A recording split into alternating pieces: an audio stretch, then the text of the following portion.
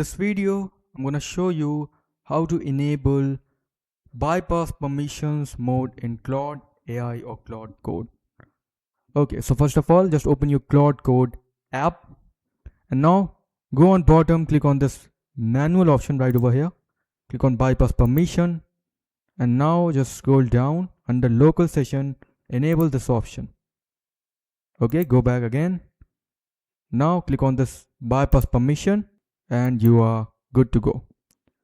Alright, now if you want to do this on anti-gravity, so what you have to do, just go on the left side, click on extension and type here Claude.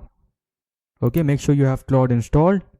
Now click on the setting icon right over here and now click on settings and make sure this option is on, allow bypass permission mode, recommended only for sandboxes with no internet access. Okay, so as you can see, that's how you can enable bypass permission mode in Claude.